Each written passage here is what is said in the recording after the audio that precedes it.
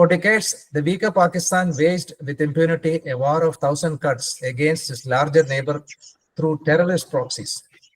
With its patience worn out, India has finally launched a well-planned and coordinated military operation inside Pakistan that signals a paradigm shift in its strategic posture towards Pakistan. The earlier one, which was done in 2019 and after Uri, basically within POK. Now they have gone into the entire Pakistan. History shows that while military operations are undeniably important, political will is a crucial factor for achieving the desired result in conflict followed by diplomacy. Ultimate success of Operation Sindoor will hinge on India taking it to its logical conclusion in order to end strategy of proxy war conceptualized by the Pakistani military generals. As India's measured and calibrated reprisal strikes on military installations underscore, its adversary is Pakistan's terror-exploiting military establishment and not the Pakistani Awam. India's reaction to Pahalgam terrorist attack was very swift. Severance of diplomatic relations and followed by suspension of Indus Water Treaty. And then Pakistan citizens staying in India were asked to return in a specified time. Border gates were closed and anti-terrorist operations were launched in a serious manner. Along the LC, armed forces were given free hand to operate and retaliate, which is not a normal norm for deployed troops. Operation Sindoor was launched by India on 7th May midnight, and we hit 9 locations targeting terrorist infrastructure in Pakistan and Pakistan-occupied Kashmir, using Rafale fighter jets, drones, and loitering munitions, and some missiles. By this time, INS Vikrant had already set sail for specific tasks. They also validated their air defense systems, and Navy was fully involved in surveillance of the area and sea control. Within hours, Pakis responded with drone and missile strikes on Indian air bases and military installations from north to south, that is from Srinagar to Bhuj. Which was successfully thwarted with integrated employment of soft and multi-layered hard kill weapon systems. This further escalated the standoff conflict. India retaliated with specific precision strikes on military installation, air bases, air defense systems, command and control centers, and radar installations. It was ensured that no civilian targets were attacked and collateral damage was minimized. It also ensured that civil aircrafts were not, since they were doing this, Pakistanis were operating civil airlines to Lahore from Karachi. We had ensured that they are not, they are not damaged. Then Pakistan upped the ante and continued their standoff attacks with missiles, armed drones, and loitering munitions supplied by Turkey and China. These attacks were also thwarted by well-coordinated air defense operations. This escalatory offensive by Pakistan was replied with precision strikes by India once again against crucial air bases in Sargodha, Noor Khan, Rawalpindi, Muridke, Jacobabad, etc., which caused serious damages to their military installations. Trouble mounted for them in all aspects of sustenance and warfare. With the damage cost was about 30 to 40% to their runways, which is likely to take, as per some analysis, 2 to 3 months to make them operational. The rest of the development are already known to most, including the ceasefire proposal. However, after ceasefire was agreed to, Pakistan continued their cowardly actions along the LC and IB in Jammu area. These attacks were also thwarted and the launching sites were punished with standoff attack. As you already know, the DGMO Lieutenant General Rajiv Ghai confirmed that strikes across the 9 terror hubs left more than 100 terrorists killed, including high-value targets such as Yusuf Azhar, Abdul Malik Rauf, and Mudassir Ahmed, that these people are involved in the hijack of IC-814. Mudassir Ahmed was involved in the hijack of IC-814 and Pulwama blast. The line of control is also violated soon after Pakistan, and the erratic and rattled response of our enemy was apparent from the number of civilians inhabited villages and religious sites such as Gurudwara and church and schools that were unfortunately hit by them, leading to a sad loss of lives in those areas, especially Rajouri Poonch area. The Indian Air Force played a major part in these strikes by engaging some of these camps, and Indian Navy provided wherewithal in terms of precision munitions. The Indian Air Force had their assets up in the sky and they have achieved total air superiority. He also mentioned that our losses were 5 soldiers in the 90 hours of conflict. With this, I would now like to hand over to Dr. Piyush to introduce the panelists one by one, please. Thank you, sir. Good evening to one and all. It is my pleasure to introduce esteemed speaker of today's webinar being organized by IIRF. Lieutenant General C.A. Krishnan, sir, PVSM, UISM, AVSM retired, is a former Deputy Chief of the Army Staff and a former member of the Armed Forces Tribunal. He holds a postgraduate degree in Defense Studies and MPhil in Strategic Affairs and diplomas in Human Rights and Journalism. After 4 decades of command and staff experience at various levels across India, he was appointed as the Director General of Manpower Planning and Personal Services at Army Headquarters. As Deputy Chief, he was responsible for overseeing the perspective planning, financial planning, and modernization of the Indian Army. This included formulation of equipment roadmap to cater for the future needs of the Indian Army, as well as its capital acquisition programs. Vice Admiral MP Muralidharan, sir, AVSM and BAR, Nausena Medal, retired from the Indian Navy in February 2013 as the 19th Director General of the Indian Coast Guard. As specialist in navigation and direction, Admiral Muralidharan is postgraduate in defense studies in his long career in the Indian Navy, which is close to 4 decades. The Admiral has held several key operational and staff appointments in the Indian Navy that includes command of 3 warships. Post-retirement, the Admiral was appointed as a member of the Armed Forces Tribunal at its regional bench at Kochi. The Admiral is a keen student of strategic and defense-related issues with a special focus on maritime affairs. He is member of various strategic study societies and institutions. He is a regular contributor to professional journals and a speaker and panelist at various seminars and conferences. Air Marshal Anil Khosla, PVSM, AVSM, VM, retired, who was commissioned into the fighter stream of the Indian Air Force in December 1979. He had been an S-Jaguar pilot who has over 4,000 hours of flying on different types of aircrafts like MiG-21, Kiran, etc. He has experience in both ground attack and air defense roles and specializes in maritime role. Apart from commanding the Jaguar squadron assigned to a maritime role, he held many other key appointments in the Indian Air Force, like the Joint Director of Concept Studies, Director of Personnel, Principal Director of Information and Electronic Warfare, Air Officer commanding HQ Maritime Air Operations, Air Officer commanding Jammu and Kashmir area, Director General Inspection and Safety. At the peak of his career, he had the privilege to command the prestigious Eastern Air Command as the AOC&C, and before retiring in 2019, held another most prestigious appointment of the 42nd Vice Chief of the Indian Air Force. Air Marshal Anil Khosla, sir, is a PhD holder, an analyst and distinguished fellow of USI and CAPS, and a strategic advisor to Synergia Foundation. Welcome you all the esteemed speakers.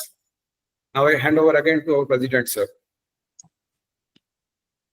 Sir, General Krishnan, sir, you could take on now. Okay, thank you. Good evening, ladies and gentlemen. Thanks a lot, Brigadier Sandeep and IIRF. It's indeed a pleasure to be on any of IIRF programs anytime, and thanks a lot. Thank you very much for inviting me. And I think I must also welcome those who are not part of IIRF, being an advisor to IIRF, and especially I can see Vinod Kandare, who had joined. Before I start, let me say the whole country has witnessed and we've actually witnessed and heard the horrific details of the barbaric Pahalgam attack, thereafter details of our retaliation and what all happened thereafter, again and again on TV channels. We're also getting a daily update from the DGMOs of the 3 services. And personally, I do not think we've agreed nor have we signed to any ceasefire. I think it's just a pause. And Ops Sindoor is ongoing. So with that, I will avoid dwelling into any of the why, what we have done, what they have done, what has happened here, what's happened there. But I would try and give very, very briefly touch on certain random points which are very, very relevant to my the way I look at things for what has happened and as we look forward. And in the end, I would try and draw some lessons which, even with the very scant inputs that we all may have, we can easily draw. We all know that for over 5,000 years, India has drawn strength from its all-inclusive culture and our diversity. Despite invasions and the process of civilizational evolution, the strength of India has survived right through over thousands of years. As Indians cutting across ranks, I have no doubt we all wear very proudly this distinction on our sleeves, and we will continue to do so. But we need to be alive to the fact that today the radical fundamentalist Islamic terrorism, which is rampant around the world, holds out very dangerous potential to attack and cause damage to this inherent strength of India. To what extent this poison can cause damage to us depends upon numerous factors. We will not elaborate on that now.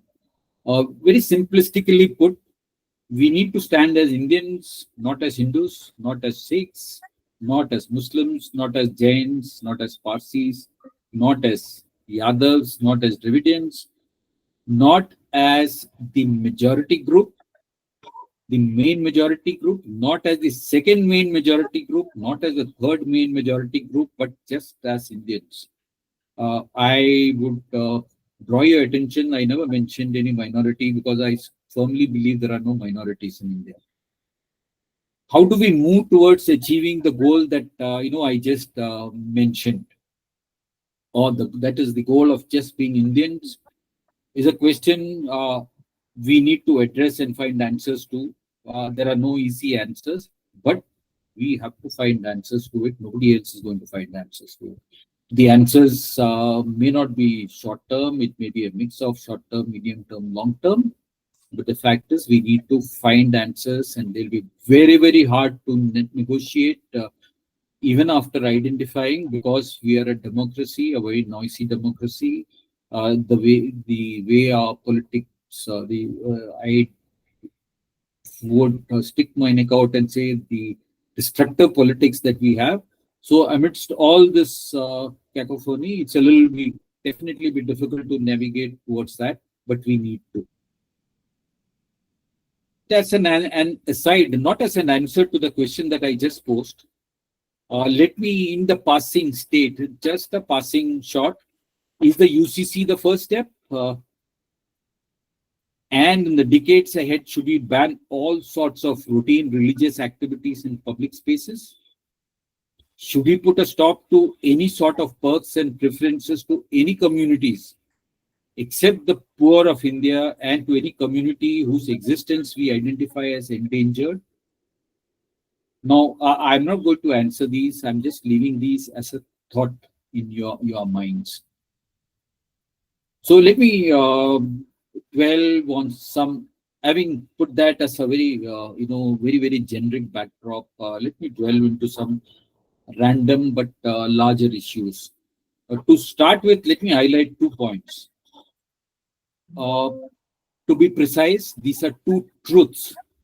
And the first one is, people say terror has no religion. That is so very true. Terror has no religion. But there are other truths too, which are very close cousins of this truth, which I just highlighted.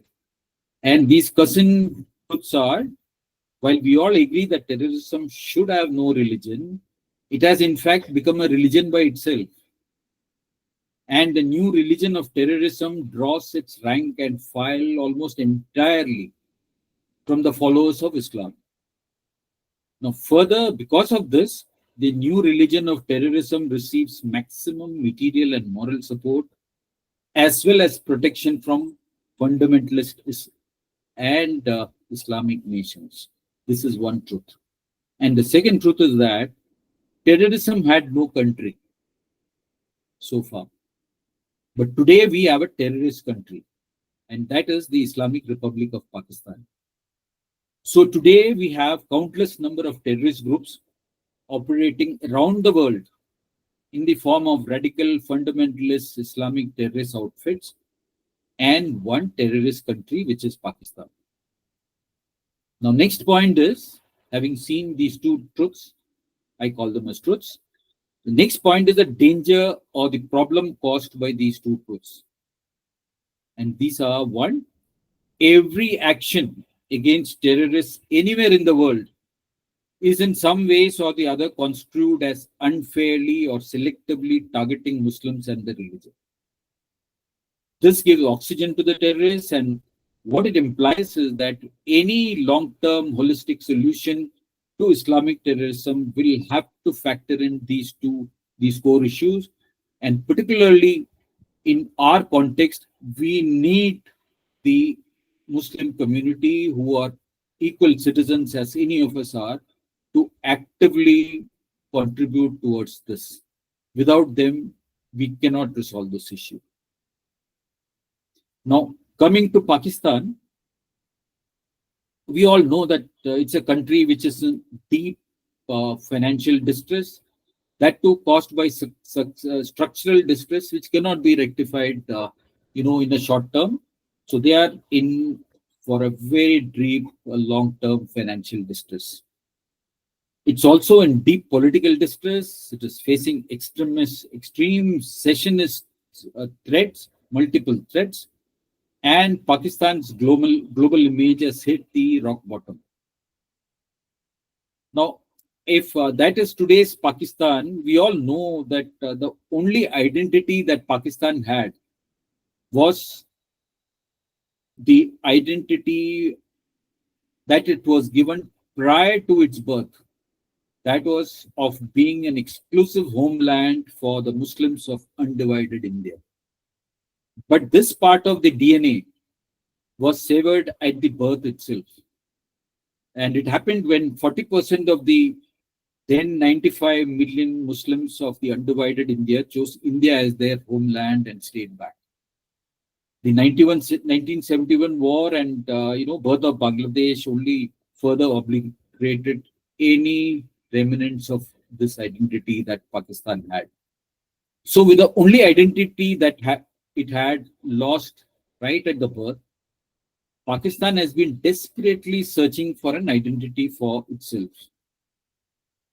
From Bhutto's professed, albeit fraud dream of a liberal democracy, which was buried with Bhutto itself in 1948, to a sort of Islamic theocracy and a garrison state that it is today, Pakistan finds itself devoid of any national cause whatsoever. The ruling Pak army, that is not a error or a misreading.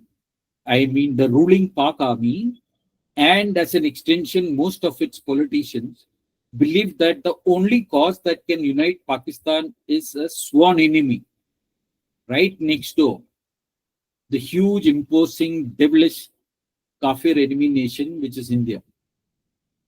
So, rapprochement with India or seeking a peaceful, harmonious coexistence is not an option for Pakistan, ladies and gentlemen. Whether we like it or not, whether we accept it or not, that is the reality, and the way forward must be rooted in this reality. Pakistan is there to stay. We should again accept that, but not necessarily in one entity. Today's Pakistan may, not even two entities. It could well be even more. Beyond this, the issue that causes a headache to the world is Pakistan's nuclear capability. The fear of Pak nukes falling into rogue hands has a solution. After all, Pakistan, for many decades has been walking on walking stick and still crutches provided by the global community. So it shouldn't be such a big problem for a global initiative to come into being for dismantling Pakistan's nuclear capability. We should be emphatically stating these two facts. One is, yes, Pakistan on its own, if it splinters, it's going to be good for India. A good, stable Pakistan, I don't think is good for India, because after all, that route we have traveled a lot. There is no harm in encouraging. We need not have to break Pakistan on our own. But if it's breaking, there is no need to hold hands. Let it break. Similarly, the nuclear capability, we don't need to be unnecessarily worried about that. We don't need to go overboard. The global community will find a solution. Now, ladies and gentlemen, let's just turn around and look at ourselves. Now, on our part, every life is precious, and we grieve for every life that we have lost in the barbaric selective killings at Pahalgam and even thereafter along the LC and in our hinterland. This short conflict has some very useful and extremely important pointers for India. Let me briefly list them. And these are, firstly, for the thing that comes to my mind first is, it reiterated the fact that war never gives you the opportunity to be fully prepared for it. It doesn't give any country in any war to be fully prepared before you start a war. 71 may be an exception, because that was, even there, it really isn't like a war which was forced on you.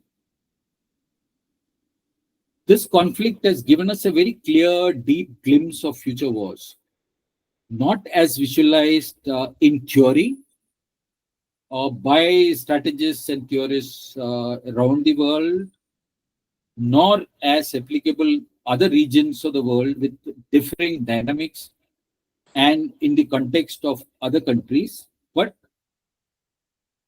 as relevant in the Indian context.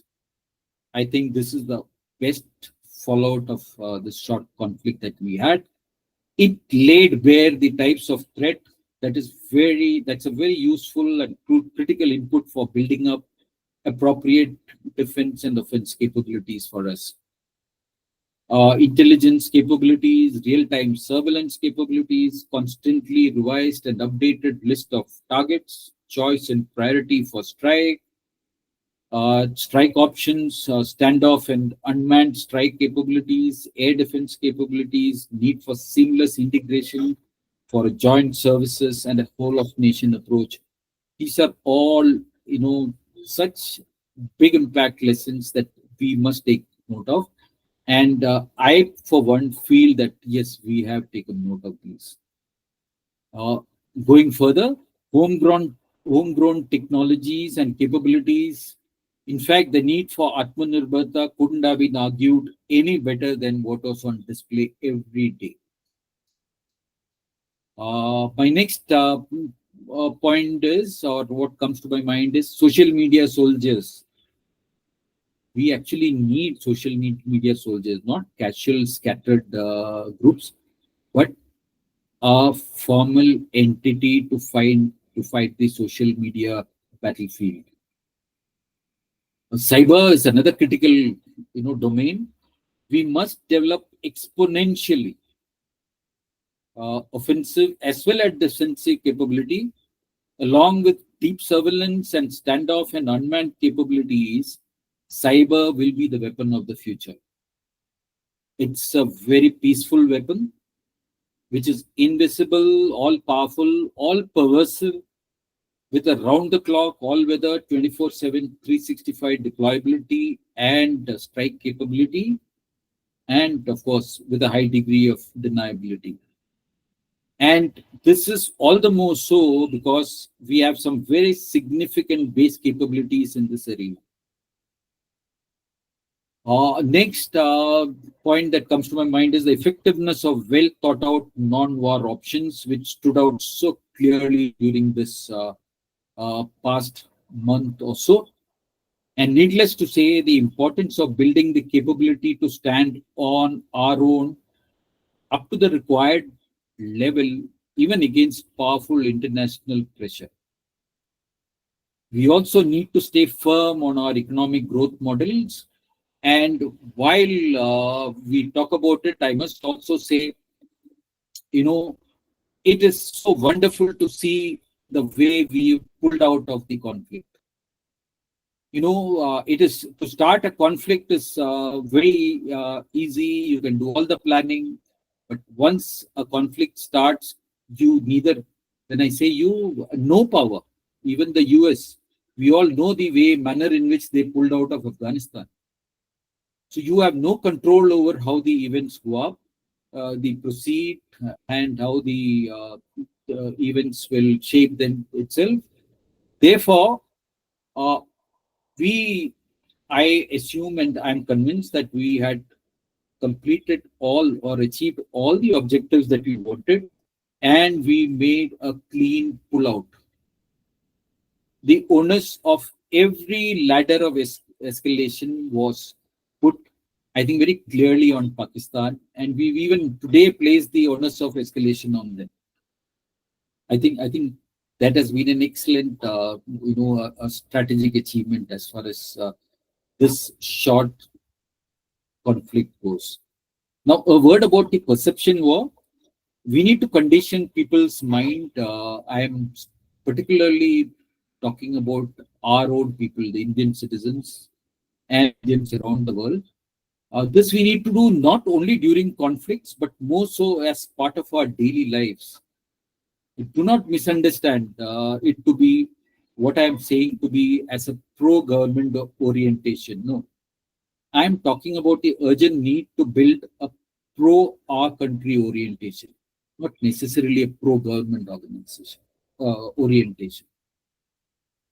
And let me end by saying that the geographical and strategic depth that we enjoy is a major advantage, especially in the context of Pakistan. And the flip side of what I have said is Pakistan's vulnerability of lack of strategic depth, especially with the problems in Balochistan and Khyber Pakhtunkhwa and along the Durand line, is a vulnerability that's a glaring strategic vulnerability. This vulnerability must continue to be exploited to the hill. That's all that I have. Thank you very much.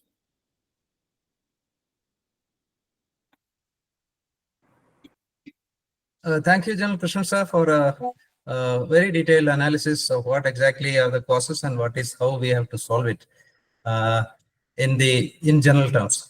I would just like to highlight the certain points which General Krishnan has raised. The first one was Pakistan has become a hub of religious terrorism. There's no doubt about it. And they are trying to exploit that, and that is the main way so that they can get enough funds for various things. Because there are people who are some countries who are very happy to keep the fight in some other place and prop up countries like Pakistan. Fear of Pakistani nuclear falling into terrorist hands. So it is said that he has mentioned that the global community who is supporting Pakistan can get in and ahead of time of use of that can be solved. This is a question which requires further analysis. Maybe it can be done, and if basically it is all controlled by the Pakistan army. What generals decide, it happens. It is not in the hands of the civilians, that the government or the prime minister or the president. So it is a decision by the army, in the generals in, especially the chief of army staff in Pakistan. This is a contentious subject. War never gives an opportunity to be fully prepared to go to the war. That is absolutely correct, sir. It's a very valid point which India has to keep always busy. We have to be always remaining ever ready, and our technological upgradation of all our weapon systems and Atmanirbharta we have to ensure so that we are not caught at the wrong end, because we have very prominent enemy north of us, west of us, and now something happening in the east of us, and same is happening along the in the sea also, in the maritime domain also. Good lessons for us as to how to prepare for further conflicts. Yes, that has already been covered. Homegrown technology. It's a big boost for homegrown technology. We got a chance to test those homegrown technology and homegrown weapons, and it has proved to be a successful. It has proved to be a great success, and we should continue doing that. Maybe this will also facilitate our exports in the years to come. Social media soldier. This is a big issue because people start, especially the younger crowd, they are totally stuck to social media, and they are the people who are going to make decision in the future. So there is a requirement of making that, government has to actually make policies for this. It is cutting off the social media is not the answer. How to ensure that, people understand what the government wants to do, that is through the social media. That will be a great challenge for the government. Then effectiveness of non-war options. That is what USA does. It never fights a war in their own territory. They always fight war outside. From the beginning, they have, and the only time they got a shock was that 9/11 terrorist attack. Conditioning people's mind, which that has to be that has to be taken as a challenge by the government, because I remember, in my local communities here, many of these things, they were all quite disappointed when the ceasefire was announced. He said, "Oh, the army has not done anything, the armed forces have not done anything. They just, succumbed to this thing, ceasefire, and that is not the way we were winning the war," and that sort of thing has happened. So there is a requirement of conditioning people's mind. There is no doubt about it. Geographical depth, strategic depth, yes, that's very correct. We have enough. Pakistan today was trying to get it from the time of Ziaul Haq, and they have miserably failed. Now there is no depth. India can reach anywhere with the improved technology and weapons, with high-tech weapons which we have. So that's, thank you, sir, for all these points. And I would now request Admiral Muralidharan to kindly take on the stage. Thank you, Sandeep. At the outset, let me thank IIRF, Team IIRF, for giving me an opportunity to be part of this discussion. Now, as we said, the actual operations, the last 2 days, you would have seen the briefings by the Director General of the Operations of the 3 services. And the DGNO, Admiral Pramod, very clearly brought out that the Navy has deployed its forces, the carrier battle groups, the surface forces, submarines, and other assets are really forward deployed, which is actually put Pakistan Navy and the Pakistan military forces on the back foot. Now, one thing I must tell you that most people do not appreciate. So while we leave the current operations as such, most people do not appreciate the importance of the maritime arena unless they are actually in the course or have been involved in some way with maritime operations. Now, this is something like even in 71 war, while the initial preparations going on, the records indicate that there were a lot of discussions, even at the highest levels, was what about the Army and the Air Force would be doing. And then, of course, the 3 chiefs got together and the Navy came, and as you all know, played a very significant role in the 1971 operations. And since then, the focus and the importance of the Navy has been known. Now, today, they talk of maritime security is actually much broader than the purely military one. Because military one, the conflicts take place, the conflicts have reduced. What today we have is things like, what we call the low intensity maritime operations, which are actually the challenges in the maritime security as arena, to simple things like maritime terrorism, piracy, drug and human running, poaching and illegal fishing, and of course, gathering of sensitive data. Now, with all this, the problem that takes place is this is something that happens 24/7. So unlike the borders, now, while the maritime arena was a little difficult arena for people to operate, and those of you who have been to the sea will realize, of course, I'm not saying that the army or the areas in the north where we face the mountains and some of the valleys are extremely difficult to operate. But the maritime arena is equally difficult. And one actually thought that there are hardly any illegal or terrorist activities that are happening which can impact. All that changed when we had the Bombay attack on 26/11/2008. And since then, of course, we have gone ahead, taken a series of measures to ensure that kind of activity will not reoccur. But today, when we go into any operations like we are trying to tackle the terror attacks and teaching the Pakistan a lesson for doing what it did, we are actually, it's a tri-service operation. Now, here I must tell you, our Navy over the years, at the turn of independence, the Britain did not want India to have very powerful maritime force. So we just had a few coastal patrol units and things like that. From then, our planners, it's a fact that is not much appreciated by anybody. Our planners are done planning and managed to get sanctions for ships.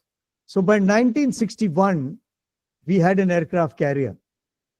And our first Prime Minister brought out the importance on many occasions in the Parliament, otherwise, on the importance of the maritime arena and how we need an aircraft carrier. While it said Air Force can protect to a certain extent too from this thing, but to be at sea, you really need a maritime force and an aircraft carrier, air units at sea. So by 61, we had an aircraft carrier. We were the first country in Asia to have one at that time. Japan, which had during the World War II, had stopped its aircraft carriers. And then we got in frigates, destroyers, etc. We were going in with the submarines. And again, all that planning was done. So we actually developed. But the Navy got its chance to prove its opportunity in the 1971 operations, where we blockaded, totally had Pakistan virtually ships in its harbors after we carried out very surprise attacks in Karachi and other places. And even on the Bangladesh side, our aircraft carrier was operating there and all that. So today, it's so good to see all the three services acting in unison. And one of the other things is, as far as India is concerned, virtually 90% of our trade happens by sea, and 90% by volume and 70% by cost. And the area where we are located, between India and Pakistan, the Arabian Sea littoral, is very important, not only to us, to India or Pakistan, but to virtually every nation in the world, because we have Middle East there and the Northern African countries there. So actually, and all of them operate through Red Sea, Suez Canal, and we need the sea lanes of communication passing through this area are very, very important to everybody. So this is something, that's why you find, unlike an maritime area beyond your, we have very soon international waters. So therefore you will find ships from all nations operating, and our own Chinese Navy has now been operating in the guise of, because they have a lot of economic interest. So this is one area where you cannot rest.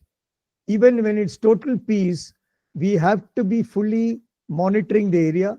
That is why India set up the Information Fusion Center at Gurugram, from where we have the maritime domain awareness. We are keeping monitoring the area. And like I said, after the Bombay attacks, where the terrorists came in through a fishing boat, which is our own fishing boat, which had been captured by them. And we have done a lot of revision. So we have got that area now. So we are monitoring the area.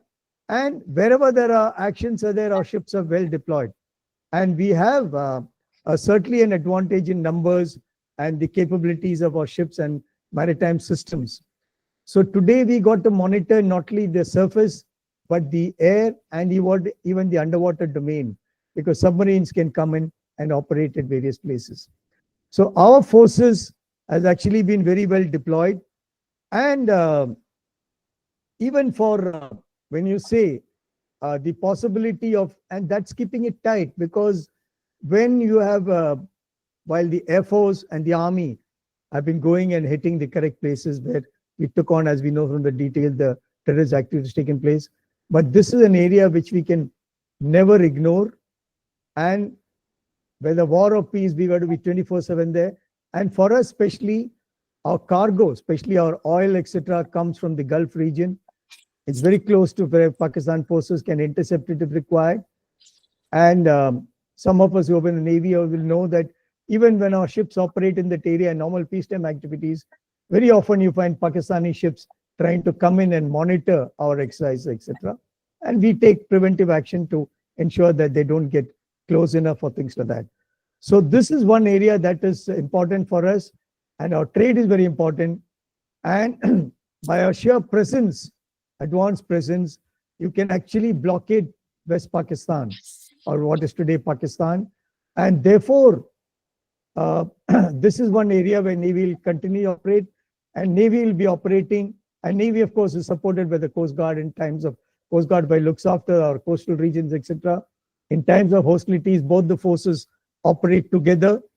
And this is one area that we need to keep in mind.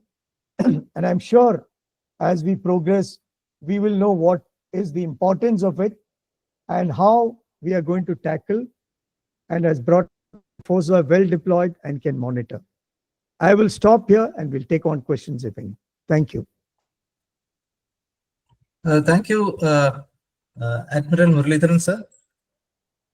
It's a very, as far as the maritime area is concerned, it is equally difficult, like you said. It is not, and the vastness of the maritime zone, the maritime arena, makes us more. And actually, we have to have real force to ensure that the Indian Ocean region is dominated, and may not be sea control, may not be possible, but we have to dominate that area to ensure that our rig runs in this area. That's absolutely correct, sir. And the Mumbai attack, which happened, came through the sea. You mentioned it. And after that, I'm sure we have taken enough action, which you mentioned it, and it won't happen again in future. And for that, various measures have been initiated to ensure that terrorists don't come through the seaside. And over a period of time, you had mentioned the naval resources have improved from 1947 onwards, though the British didn't want us to have a proper navy operating. It has improved, and today we are shown in 71, like you said, we have really shown our effectiveness in 71. And today also, when Operation Sindoor was launched, we have actually done, the Navy has done its task in a very, very effective manner. And the other point which you said is the inter-service coordination, and we are leading to more inter-service organizations, and that is another thing which, and today we are seeing all the three DGMOs coming in, DG operations are coming and briefing everybody together. The other aspect, like I had already mentioned, 90% of the trade which you mentioned is going through the sea, and we have to have our RIT running in the sea, and because the same routes are also being used by China and other countries who are not very friendly to us. I wouldn't say not friendly, but they will ensure that if their interest comes, our interests are not catered for. So that is another aspect. So we'll take questions after all the yes. Yes, Sandeep, I'll just add one more point, which I'll expand on what Admiral General Krishnan had said. Indigenization is something that we need to take on in a big way, which the Navy had started doing in the 50s when we started making small patrol vessels, etc. Today, as you know, we are capable of manufacturing aircraft carriers and submarines, including nuclear ones. And this is very important that we have all the things, because we are faced during various operations. I will not disclose which, when suddenly all these so-called friendly powers from outside have stopped giving us spares, which has impacted our operations in some way or other. So indigenization is something very, very important. I'll stop it here. Thank you. I'd also like to highlight here, sir, in fact, all our shipbuilding shipbuilders are making naval ships only. There's no civil ships which is being made. And now even the private player has come into in Tamil Nadu to construct naval ships, and it's a good sign. And we have to be very strong naval. We have to be in the maritime domain, and we have to be very strong. Thank you, sir. And I will now request Air Marshal Anil Khosla to kindly take on, sir. Thank you, sir. Thank you, Chair, and thank you, IIRF. I hope you can hear me and see me clearly. Yeah. Yes, sir. So I think most of the things that have to be said about the terror response by India in respect to Pakistan's activities have already been covered, so I will not repeat. And what I'll do is I'll just put few things in perspective, and thereafter, second thing what I'll do is I'll just compare it a little bit with Balakot. I was lucky. Balakot was my farewell gift from the Air Force. As a vice chief, I could coordinate that activity. And thereafter, I will cover the activities of this Ops Sindoor in a very broad way, the three phases which have got a very important meaning. Thereafter, I'll cover a few things, what are the messages, what are the smaller issues, what are the bigger issues which we need to debate on, not going into nitty-gritties and, that sort of things. Okay, so let me put things in perspective. So Pakistan, as you know, has been tried various wars with us and not been successful in its design. And thereafter decided bleed India by 1,000 cuts. That is fine. The anti-India sentiments are deeply ingrained in the DNA of Pakistan, especially Pakistan Army. And Pakistan Army has ruled Pakistan in 32 years out of 75 years of independence or whatever rule. And what happens is ambitious army generals come, they take over, become dictators, rule for 10, 15 years, or second trend is, get extension for extended period as an army chief. And the third trend which happens is anytime Pakistan is in trouble, economically, which always they are in trouble, internally, externally, they find India as a very good alternative to divert attention. And that's what they keep doing. And, these generals, they not only rule Pakistan, even when the civilian government is there democratically, so-called democratically put there, they are just a puppet governments controlled by the army generals. Economically, if you see, they're living on borrowed money, but the expenditure, out of the percentage of GDP on development in terms of medical care, in terms of education, is very, very meager. But defense expenditure doesn't come down. So that continues. If you have borrowed money, how can you keep buying weapons and keep spending on weapons rather than improving the quality of life of a countryman? So that is very, very glaring. So as I said, whenever in this case also, the situation in Pakistan is not very good. Economically, they are in trouble. The 28 times they've been doled out by the IMF, including this time. The armies, the general population is quite fed up with the army, and their relevance and their respect is very, very low at the moment. Their internal issues, Balochs are wanting to separate out, Sindhis are not happy, the Pakhtuns are not happy. So that is the internal situation. Afghanistan, they are having problems with. Diplomatically in the world, they are isolated. So when the world is, the walls are narrowing down, the ideal situation is it starts the India problem. So what happens? You create a problem with India, the whole population gets anti-India sentiments, they get sort of united, they sort of get diverted from the problems of Pakistan, which are much more graver. So that is what happens. Then this time we have an army chief who's very ambitious. Plus, he is very, very religiously indoctrinated with very, very religious fundamentalist ideas. His speech, if you hear 1 week or a few days before the event of Pahalgam, you can make out what sort of venom he was spewing as far as the two-nation theory is concerned and as far as the religious divide is concerned. And it was really sad. And so I call him a totally irrational and a desperate man.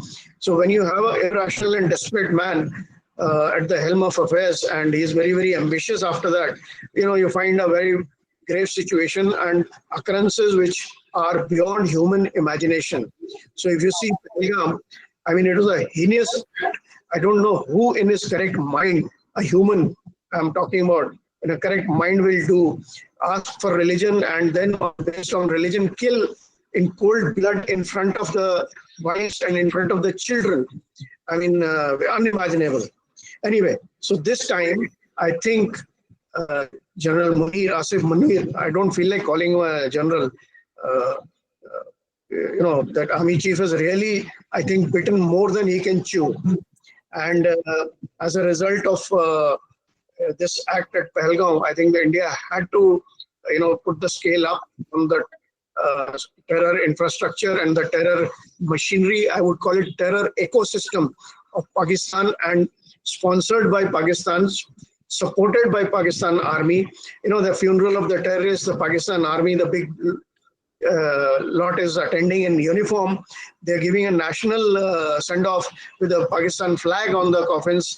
I mean, there are n number of examples where Pakistan Army is totally supporting the terror. You don't have to go far. The ministers themselves are speaking all over the world on TVs and the one minister is thumping his chest in his parliament that yes, Pulwama was a great thing. We did Pulwama, taking credit for it. I mean, what sort of mentality do these people have? In the press brief, the defense personnel are saying Pulwama was a tactical masterpiece and a strategic tactical success and a strategic masterpiece. I don't understand these sort of human behavior. Anyway, so coming to this particular incident of Sindoor and of Balakot. So the similarities are that in both cases, terrorist camps were struck and the terrorist infrastructure was hit. And both were hit at night or early morning hours. There is a reason for it. One reason is that, the preparedness level is at low, physically and otherwise. And second reason is the collateral damage is also low because the other world is sleeping and there's nobody around at that time. That is where the similarities finish between Balakot and the Ops Sindoor. So what are the differences? The first difference is that Balakot, only one terrorist camp was hit. In Ops Sindoor, 9 terrorist camps were hit. Okay.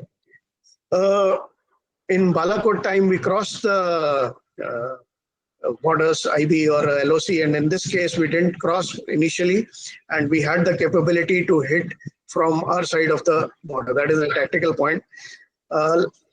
This time, it was a joint targeting by the Army as an Air Force. Last time, it was only the Air Force because one target, and that too, it was decided with standoff weapons, the Air Force will take on. This time, 2 targets which are far away, the Sabhalpur and Murid, which are far away, and the major headquarters of Jaish-e-Mohammed and LET were taken by Air Force, and the rest were taken by Army with long-range vectors of different types and different calibers. 2 major differences. These are, smaller tactical or whatever, but 2 major differences worth understanding are firstly, the scale of operations. 9 targets hit, from if Uri was, rap on the knuckle and Balakot was punch on the nose. This was, I think, a hit on the head. And the targets which were hit were different terrorist camps. The 2 headquarters of the 2 major terrorist organizations. There were training camps which trained suicide terrorists for suicide attacks. There were training areas for creating mujahideens. There were logistic areas, there were launch pads. It was a full combination. That's why I said terror ecosystem was addressed. And the message was very, very clear that your cost will be really going up, and this time the patience has run out. And I think entire country was with the sentiments were that yes, the same, that our patience has run out, and this is a really, you crossed a red line, and we're going to hit you hard, and it was hit hard. So that is so this is what is called deterrence by punishment, and time will tell how is it working or not working. But the stakes have been raised quite a bit in this this time. The cost has gone up many notches up. Okay, let's get on to the next thing. I will not go into details of what happened on 6th, 7th, 8th, 9th, day wise, or who attacked whom, who attacked not.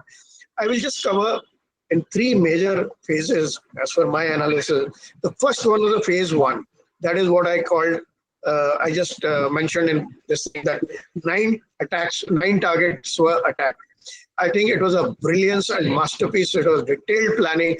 I can understand for how much of detail, I know how much of planning went in for Balakot because I was coordinating at air headquarters. And for attacking 9 targets, I can imagine what sort of coordination must have been going on, what sort of vigilance agencies with the defense forces, all the 3 services, and all what of other agencies were involved in these. And I mean, it was really a big effort put in by everyone and very well executed. Okay, thereafter, retaliation by Pakistan was expected. Now the thing is, like in Balakot, the dilemma, what will they hit? You know, in our case, we have a legitimacy. That is why the whole world accepted in both the cases, that is Balakot and now also, that India, the legitimacy is there to hit the terror attacks. These terror machinery, the terrorists are originating from these areas. They are coming out of these terror factories, and they are already terror-trained terrorists waiting there to perpetuate problems in India in future as well. So full legitimacy was there. What do Pakistan hit? We don't have terror camps. And so what is the next best bet? In Balakot, they got away by trying to hit military targets and then giving excuse that, okay, we are capable. We are actually, it was a face saving, saying that we are capable. If you do it, we will retaliate. But this time we have not hit anything intentionally and things like that. You know, it was a face saving for the Pakistan army. This time there was no face saving. So what do? They hit with the long range vectors, drones, unmanned platforms, rockets, all are military targets, which were neutralized, of course, as the briefing has been given. So this phase 2 carried on, you know, with the gradual escalation. That's what I call it. Because India's stance was very clear. We are not escalating. We are mature. We are giving a very mature response. We have hit only targets of terror camps. We have not hit military targets. We have ensured, we have gone out of way to make sure no civilian or civilian infrastructure is damaged. And it's a very, very calibrated, very, very thought of, very, very mature, whatever words you want to use, there are a whole lot of these semantics. We have been following that. So, but it is not that we are lying low after the initial. If you do something, we will proportionate response will give, or if at all, we will give a higher response than that. And that is what happened in the phase 2. Whatever attacks they did, we reciprocated. We gave them more than what they gave us, and gradual escalation took place. At all this phase 2, India was giving a window of opportunity, to my mind, to Pakistan to mend its way and stop this thing, but I think they were in a mood to escalate. When they started using long-range vectors, longer range vectors, when they started using more heavy caliber weapons, when they expanded the area of operations, not only to POK, IB sector, Punjab, Rajasthan, going down up to Gujarat, you know, Bhuj, Nalia, that is when, you know, I think decision was taken by our decision-making, higher up decision-making, this thing that enough is enough. Now we need to give a strong message that what you're getting into is a very, very dangerous game you are playing. I don't think you'll be able to play. And that is when the last attack which went in, phase 3, all the airfields of Pakistan were addressed, and these airfields were all over Pakistan, going up to Karachi, and in the heart of Punjab, Pakistan, where it hurts, that is Punjab, close to their headquarters, close to their capital. And what nobody has brought out, I mean, if you analyze the kind of targets which were hit, from runways which were disabled, hangars where the aircraft and the UAVs were hit, you know, the radars were neutralized. There were surface-to-air missile batteries were hit, and command and control centers were hit. It was a different arrays of targets which is surgically with precision and standoff taken out. I mean, it was not on one airfield or one target system that all these targets were taken, and different airfields, these targets were taken. The message was very clear. The message was 2. That is, one is we will reach wherever we can't hide. We can reach wherever you are, number one. Secondly, if you're playing this game and you want to escalate, we'll hit you everywhere. Number three, we are capable of addressing all types of military targets of yours. Number four, we have the resolve, not only the wherewithal, we also have the resolve this time to do it. And this message, when it went in, I think some sense prevailed and they asked for stopping the nonsense. Okay. But now, what is happening is, as expected, and Balakot also it happened, the media warfare and the issues start, and all sort of things start speculating. It's already started. These are very, very minor issues. Things like who asked for ceasefire first? Was it sponsored by US or only not sponsored, but they did not step in? Whether Pakistan asked for ceasefire first or we asked for ceasefire first. As if, there's a victory or a loss because of that, or a boxing bout, who's fallen down first or things like that. Then, how many hits have been there? What are the losses? How many aircraft have been shot down? Which aircraft have been shot down? What is superior? What sort of things are there? All sort of things are going on. Only thing difference from Balakot this time is they're not asking for a proof, because there's an ample proof available on the targets which were addressed and the kind of destruction which took place, not only in the initial attacks on the terror camp, also in the subsequent attack. And it's very, very clear, and all the pictures are available this thing. But these small issues, I don't think we should be discussing. What we should be discussing is, what are the messages which have gone through? Number one, which I've mentioned in passing, that cost has gone up, our patience has run out, our sentiments are very, very high against terrorism. We are going to hit in a big way. And if you notice, over the years, even the response has been escalating. From Uri, where the initially, borders used to be lit up. We'll restrict ourselves to POK area. Thereafter, we got out of POK. We started going into Pakistan. Thereafter, surgical strikes started. Thereafter, we went deeper inside, and this time, number of targets much deeper, variety of targets. The message is very clear that cost is really going up. So what we should be discussing is, has the message gone across? Message has gone across, but have they absorbed it? Will they follow it? That is what we should be discussing. Okay, what effect will this message have on this thing? Will they stop? Will they not stop? Will some sense prevail? Will not prevail? Will the terror machinery continue? Anti-India sentiments grow further?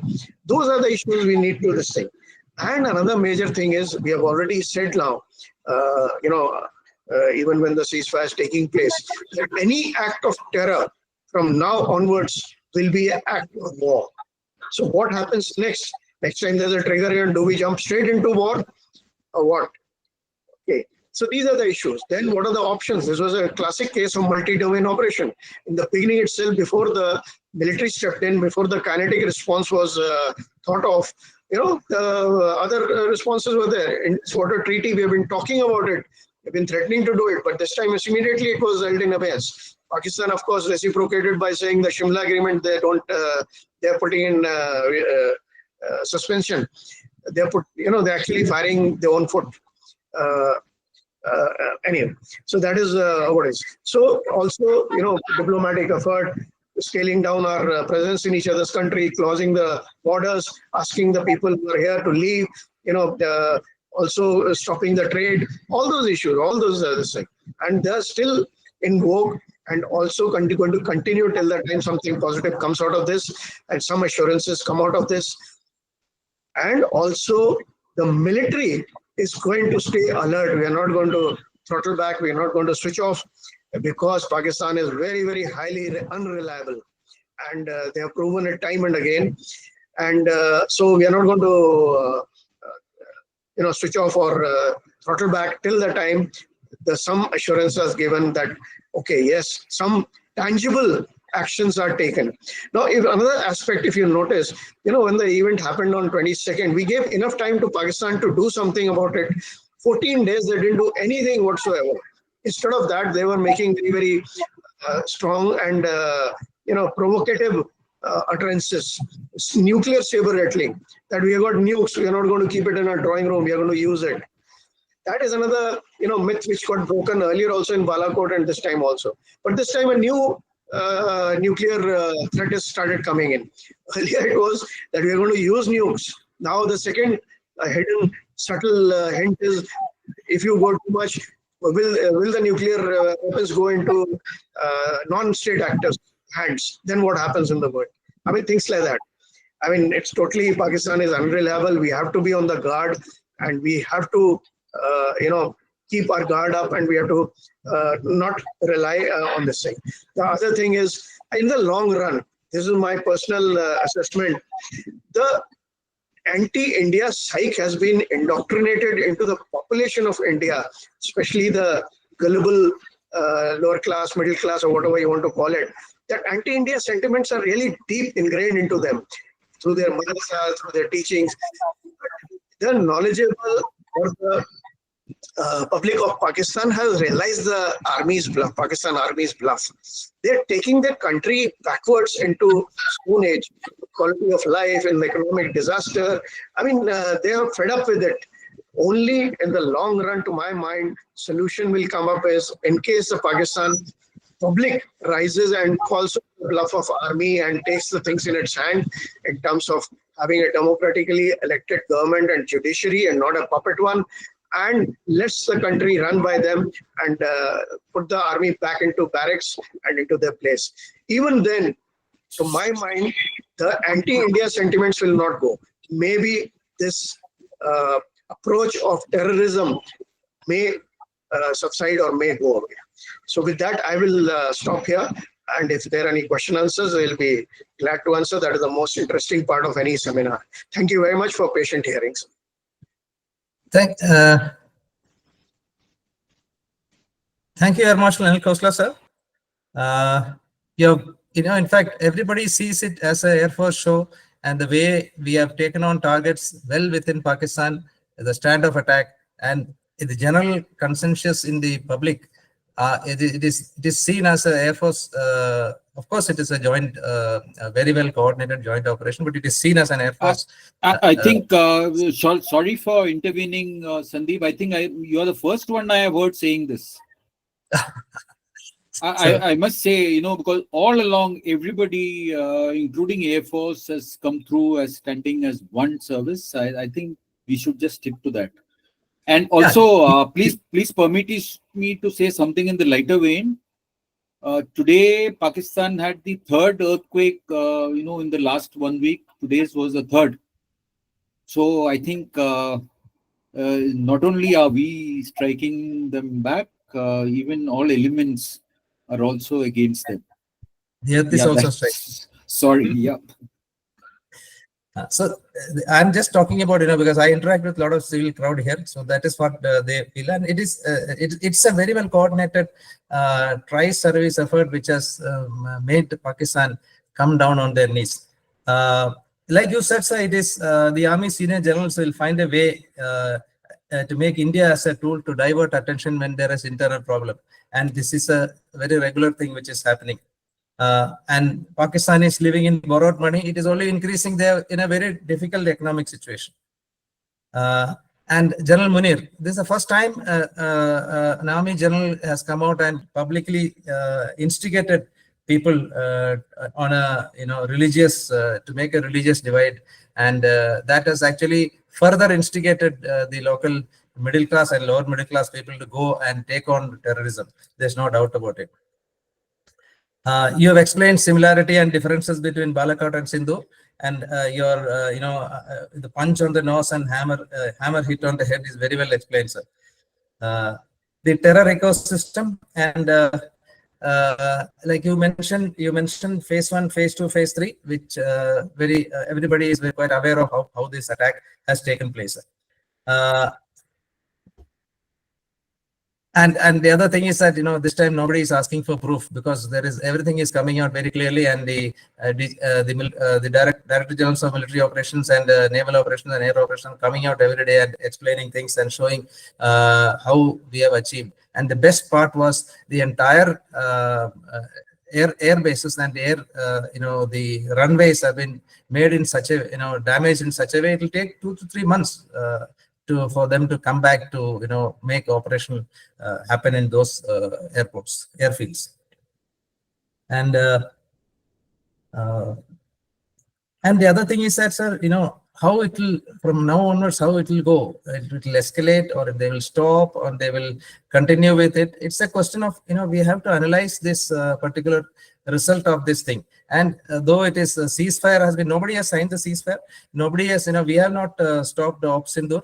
So how we have to remain alert, because there is a chance of making the sleeper cells come up. All these points are the things which you have mentioned it very correctly, sir.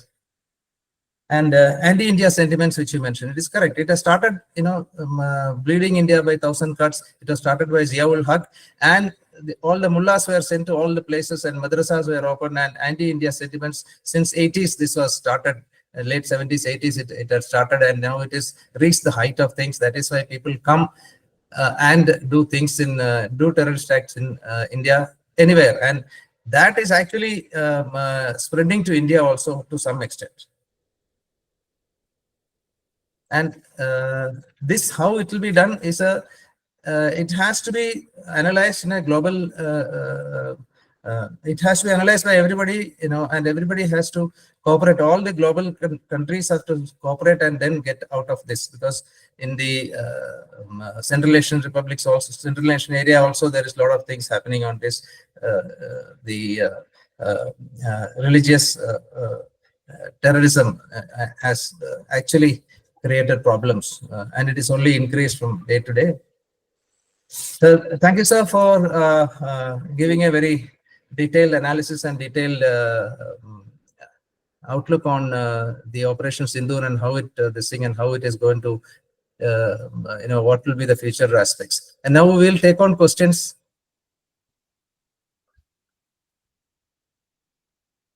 We'll take on from the first question. No, sir, there is a question answer tool in which there are several questions by our audience. I can read those out. Several questions by the audience. Ajit, yes, Ajit, you can, Ajit Menon. Wing Commander Vijay has asked a question. Then our Wing Commander Jay Kumar has some questions. Rishi, stop. Colonel Ajit Menon has raised his hand. Let him ask the question. Yeah, good evening, sir. And a very interesting presentation was attended by all the three services. Really thankful for that. I had just a couple of questions. Firstly, it's regarding the operation, which is I think it's still ongoing, and it's too premature to start drawing lessons as of now. It may even take off tomorrow, for all you know, because have we really achieved all our aims of Ops Sindoor? That is something which we have to think about. So I really don't think that we are yet in a position to conclude that the operations are over. That is the first thing. Secondly, the part of information warfare, I feel we are an information island, India, where we have been able to convince ourselves that we have done a great job, but we haven't been able to propagate our own lessons that we have actually inflicted on Pakistan to the entire world. The various feedback they are getting from other countries is that still Pakistan continues to win the information warfare, especially in the US and other European countries. So what need we to be done? We need to do which is much more effective, so that we can get our messages outside our country. That is most important. So these are the two things which I thought if you could just think about. Thank you. Krishnan, sir. Yeah, I think he's just given it as a point, a point of view. I think we should just take that point. Sir, I think there's a question from Wing Commander Vijay, who joined us from Pune. Wing Commander, unmute yourself, put on your camera and ask.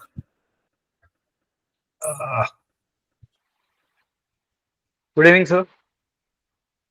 So I have a question that whether this Ops Sindoor is the aim achieved and we have moved on to some other campaigns, or because it has not been declared by the government as such. that we are just giving responses to the opposite side who is attacking us in different ways. Initially, I think we are fighting a provocative war. Now we'll shift on to the cyber security and cyber warfare measures. When they initiate, they'll respond. Is the war going to be a response-based warfare, or are we going to stick to our aim? How is it going to be? Okay, Sandeep, may I take it on? Please, sir. Yeah, I think, this is not the war which we used to learn, let's say, which used to happen decades back, where you had a war aim, a political aim and all. I'm not saying that you shouldn't have, you should still have, but it doesn't happen in those domains really. It's a totally different scenario. And the short answer is, you said nobody knows what is the aim.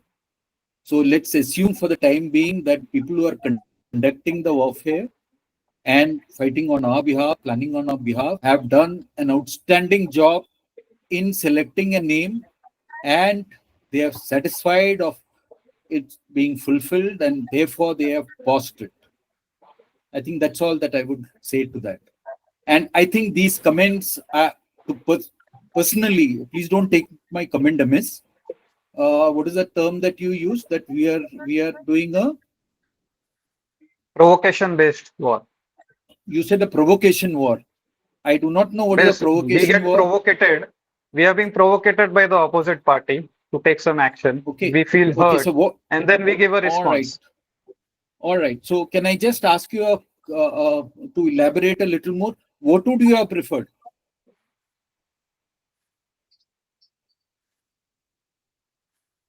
It has been always retaliatory in nature. No, would you have liked to provoke on your behalf rather than being what they did? The initial response has always been like that, but are All we right. having So I think the answer itself sums up the answer to your question. Yeah. Okay. Thank you, sir. The next is, I think, Wing Commander Jay Kumar. Sir, please. Any point, Admiral Murali, sir? No, I tend to agree with General Krishnan in the sense, you were sitting outside you are not in the, there is a planning team, there's a tri-service team, there is a ministry involved, there's Government of India involved. They have done some planning before they take it on. And India as a nation, we have always said that we are for peace, we want to remain peace and tranquility all over. But if somebody provokes us, we will definitely retaliate. We are not going to take it standing down every time. There may be times when we didn't take action for various different reasons. The situation then, the situation today, economically, what India is today, our global positioning is all totally different. So let us give in credit to the planners who have done it, have held on to it. Okay, you or I may have a different view. Oh, we should have done it the second day. We should have done it the third day. Do you know how much of planning is involved and getting our forces ready, deployed, etc., to take on any counterattack that may happen? So therefore, they have done their planning and they have struck. And I think we should give that credit to them. And they have done that planning. It is not that everybody just blindly doing something. That's what I will say. Yes, Jolin. I think next Wing Commander is also waiting. Wing Commander Jay Kumar is waiting to ask a question. He's put it in the question answer section. Where is it? In the question answer, sir, in the Q&A box, not in the chat box. It's in the Q&A box. Meeting two. Wing Commander, please. Yeah, he's there. Jain, sir, Jain, thank you very much, sir. It was wonderful to listen to all the eminent speakers, and being the latest ongoing conflict, it was really very informative and knowledgeable also. Thank you for all of you, sir, and IIRF too. Actually, the question what I already typed, probably it turns out to be the follow-up question of the previous one, but then not directly the same. There is a misinformation and psyops, which is part of any war. the soldiers in uniform, they are doing it in the war front, and we as veterans and the senior generals and all, we are trying to analyze, guide the people in uniform as well as to educate the public. So that's what the conference or seminar is all about. I just one step no forward. Can we conduct such kind of seminars not only when the problem comes, because now different strategic studies, so many courses are on defense technology. So the future of the country is in the hands of students and youth, and they are the soft target for all these IOPs. So maybe IIRF being the front runner for this kind of awareness program. So my question was related to that. Like after doing this, even if you share it, they may be more interested in a trailer or any other movie-related thing rather than some knowledge-based things.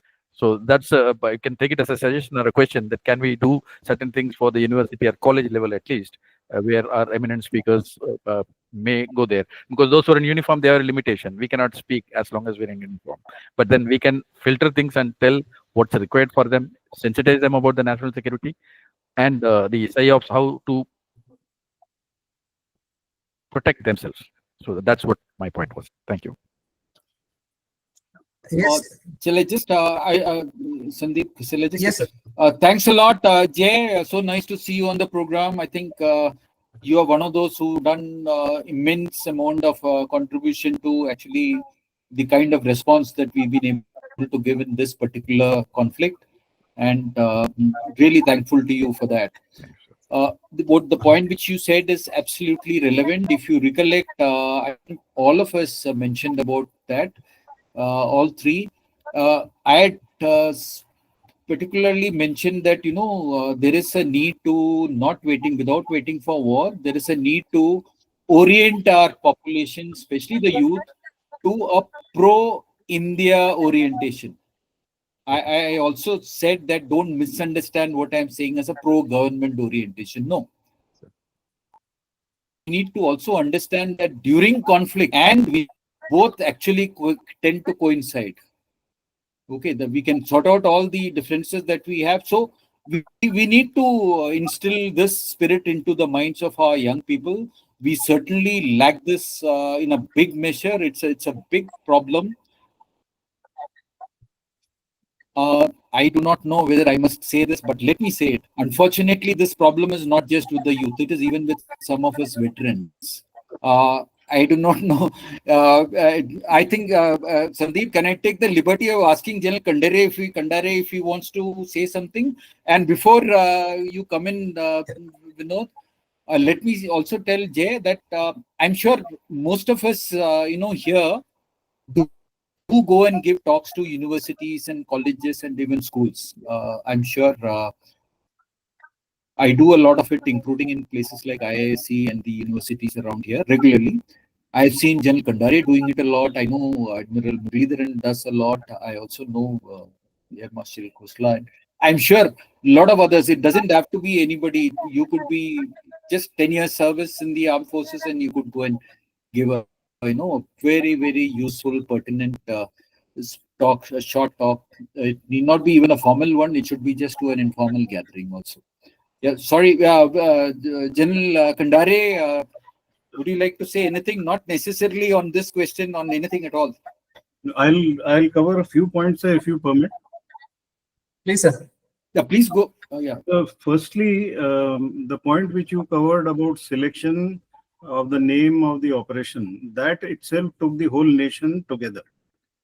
So I think that is a master stroke if you have to see. Next point is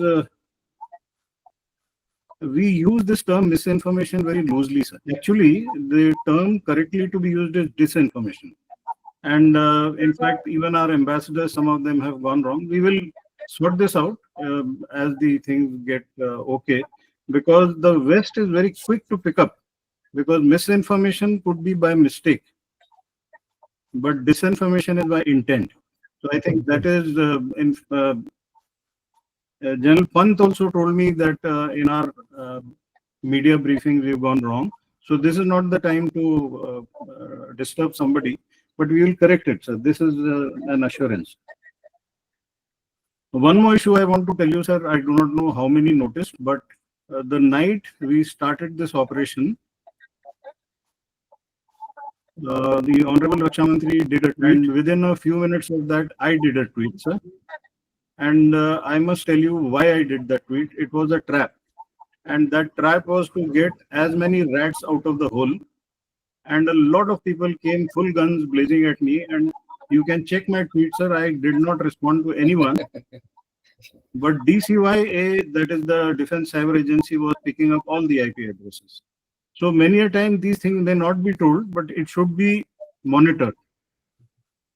Another thing that was lacking, my observation in this was, when I tweeted and there were people giving a lot of gullies and trolling me, and there were a lot of our people coming on that information highway and going past in the same mentality as we do on a highway when there is an accident and you just go past. Now, information warfare has to be fought. Then you've got to get after somebody and vanish. So you instigate that person to come out more or others to come out more. So that is the way to fight information warfare. So that is one more thing I thought we can learn from this. So the issue about Pahalgam and why it has happened, there are some lessons there also. In that urge to prove that Article 370 has gone and then everything is okay, and then the Jammu Kashmir police thought they can take on the operations, and you've seen the DG police holding rifle and going in that area of Samba. So obviously that's not what his job is. His job was something else. So again, that euphoria to reduce RR, to replace them with CRPF, I think this is a lesson that we obviously have to learn this. One more issue, sir, possibly your think tank can look at. Everyone is talking only of theaterization and military reforms. Who's talking about police reforms? Who's talking about judicial reforms? That's as much a nation-building responsibility of citizens like us, for whom nation is more important, and it's not only the a particular institution. And maybe that must have been one of the motives. But obviously the majority was not that much where they could bring in these changes. So that is one part. The other issue is, sir, that is for the nation to learn. When this happened, and or when I say we, the civil society started targeting Kashmiris who are living outside. So in a way, Pakistan achieves its aim by dividing the society vertically and horizontally. So wherever we are able to speak to people, like what you said, sir, I agree with you fully. There is nothing like this community and that community. We are all Indians. That message has to go loud everywhere. In the insurgents or in the terrorism that's there in the valley now, sir, it's not that form of terrorism that was existing earlier, which was stone pelting or bigger groups. Now these are small groups, 3, 4, and they melt into the civilian population. So our officers, our formations also have to devise new ways and means of getting the intelligence and getting at them. So I think we've learned our lessons in 16 Corps, and this has happened in 15 Corps. I'm sure people will do a better thing there. So as far as General Munir, yes, he's a Shia. There have been, sir, including him, 3 Shias. And it may not be a coincidence, but we have to understand the psyche of these people. I think the Shias and people who have links with India have gone overboard to prove whether he is a Muhajir or otherwise. You look at the first Shia was Muhammad Musa under Ayub Khan, 1965. You look at Yahya Khan, nothing is Islamic with his behavior, but he was a Shia, 1971 happened. And you look at this gentleman also. And you look at Muhajir Parvez Musharraf, 99. When we start looking at these people, we have to go into details. Unfortunately, in our ops room, we only have his name written, nothing more than that. So we have to understand, this gentleman has served in Siachen Glacier also, sir. He, even if he's Shia, he served in Saudi Arabia. If he was not a fanatic, he would not have been acceptable there. So I think we've got to study these people much more. And if he is a Hafiz or he is a Namazi, then obviously he's proving that he's as good. This is the difference between our understanding of Shias and the Israelis' understanding of Shia. There's a total variance. We normally feel that Shias are the better lot because we look at people in Hyderabad, we look at people in Lucknow.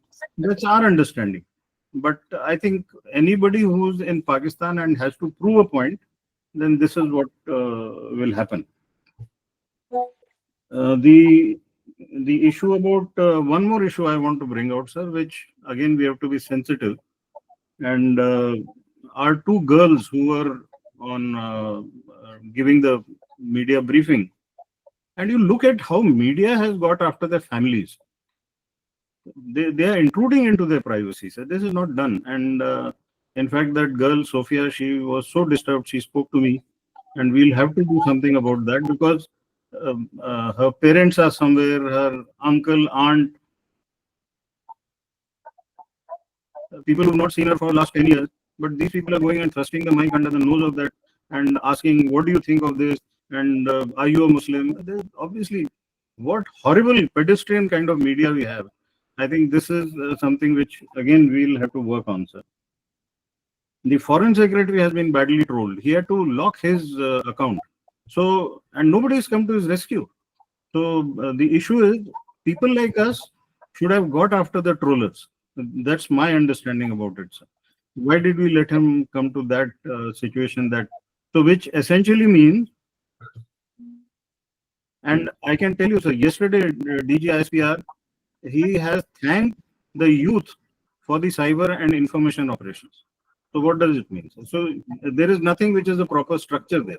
They're all fanatics who have to just get after. Even in China, when they have the cyber warriors, they're not paid employees or anything, sir. They are nationalistic. And every time they prove that they've taken down somebody, they get social credit points.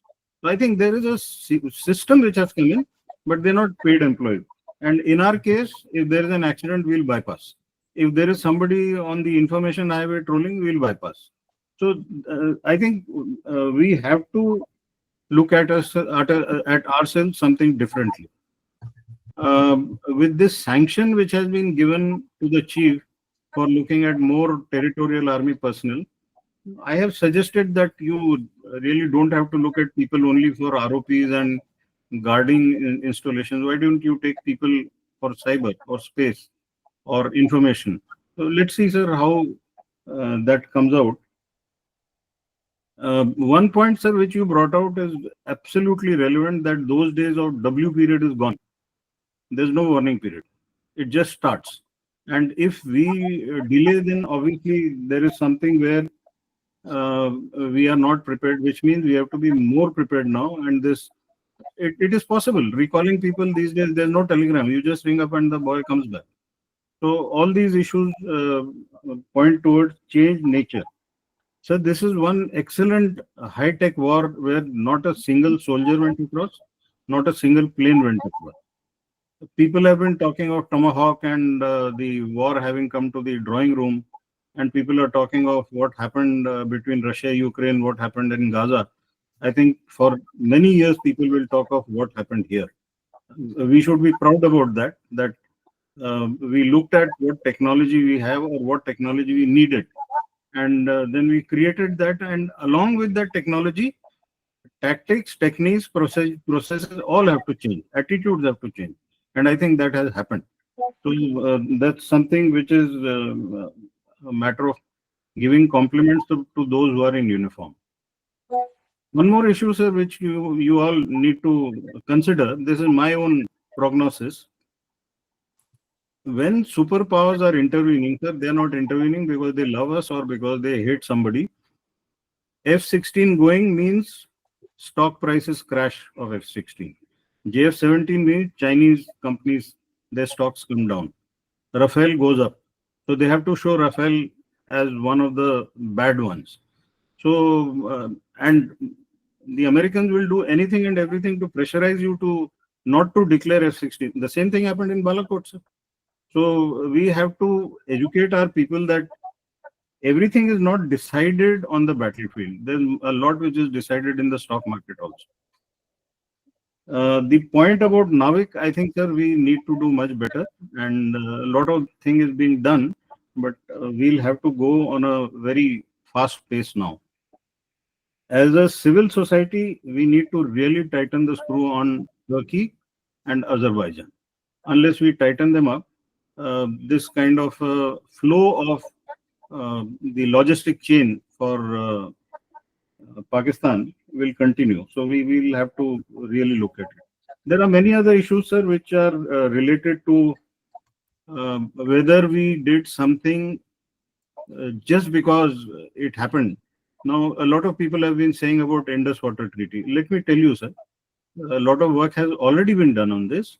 And the study was done in 2019 in NSCS.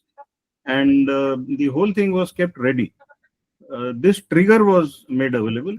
It doesn't mean that the study was done so we can do it tomorrow. No. There will be many other things which will have to be done.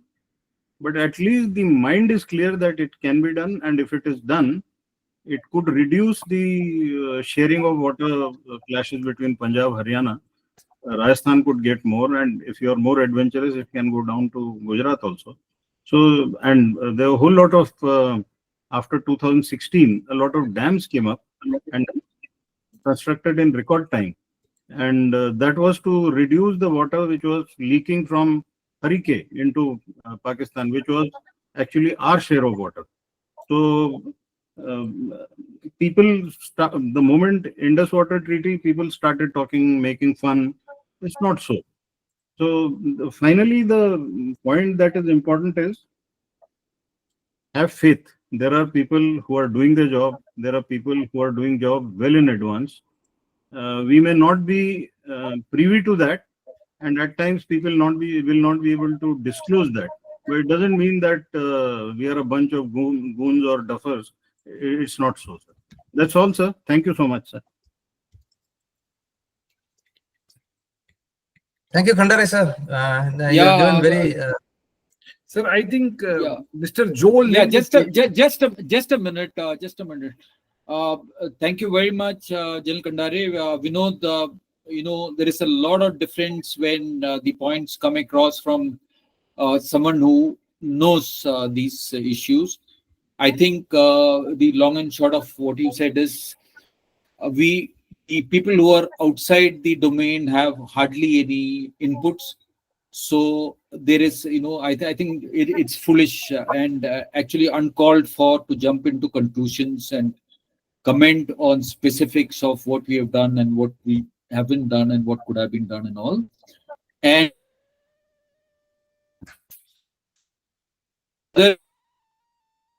contributing our bit to the national effort, like you said, you don't need to have a formal structure to do that. Even despite that, we can do it, and we need to do it. I think there is a lot we can do, for the next one. Hopefully, it doesn't come through, but the next one, by way of getting through to the veterans and saying that we can have an informal structure by which, let's say, at least what can be out in the public domain, not divulging anything else at all. And for effect, let's say, even if it's a narrative being pushed, just the general narrative can be told. Maybe a few people who you trust, even amongst us, the veterans. I know that not everybody is prepared. People are there is so much of hatred towards some. So even people tend to mix up between being pro government and pro country and things like that. But there are, by and large, to do that. And yes, they've done it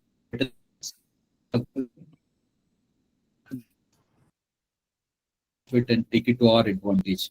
Thanks a lot. I think we really grateful to you for all these points, which are very, very relevant outside the military domain, which can all do effect. Thanks a lot, Vinod. Sorry, sir. Thank you, sir. Thank you. So there is somebody, Joe Lin. Sir, who? Mr. Joel Lin. Mr. Joel Lin. Unmute yourself. Hi guys, good evening. Can you all hear me? Yes, sir. Yes, sir. Yes, sir. Okay, my name is Pradeep Naik. It's not Jolin, it's a pen name. And I must compliment all the speakers. We should have included General Khandare as the fourth speaker because he spoke more than all the others. Very nice talk, all of you. Couple of points just to sum up what has transpired. First is, I think, the name Sindoor. I think it's a beautiful name. Everybody agrees on that. Second point, tremendous strategic surprise achieved. I mean, this has not been achieved in Balakot also or in many other operations. Strategic surprise, they had no clue that we were coming. Third, the nation has got together behind the armed forces and the decision makers, which is a great thing.